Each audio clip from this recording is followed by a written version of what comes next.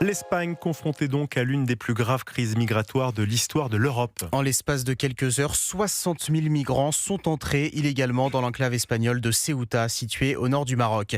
Si plus de 48 000 personnes ont depuis rebroussé chemin, les autorités locales évoquent une situation absolument intenable et Paris redoute d'en subir les conséquences. Le dispositif des forces de l'ordre sera multiplié par 5 demain à la frontière entre la France et l'Espagne, notamment grâce à la mobilisation de la force frontière d'intervention rapide. Jean-Baptiste Marty. Il s'agit d'un dispositif permettant de constituer en urgence un état-major national avec le déploiement rapide de renforts sécuritaires au niveau de la frontière. Des policiers vont ainsi être mobilisés sur place, comme l'explique Laurent Vitieno, délégué départemental du syndicat Alliance. Nous avions une compagnie de CRS qui était en sécurisation dite voie publique, qui va être côte basque, qui va être amenée sur les contrôles frontaliers. Il y a également des motards CRS qui sont dirigés vers Biriatou. Des gendarmes ou encore des douaniers et même l'armée, la force Sentinelle vont aussi être mobilisés si besoin.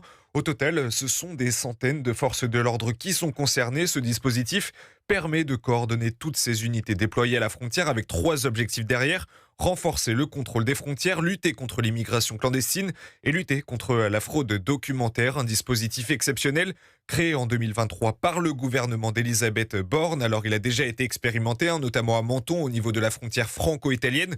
Et plus récemment, il avait été activé lors du G7 à Évian en Savoie en juin dernier. Là aussi, l'objectif était de coordonner toutes les forces sécuritaires mobilisées dans la région. Jean-Baptiste Marty, journaliste police-justice à la rédaction d'Europe 1.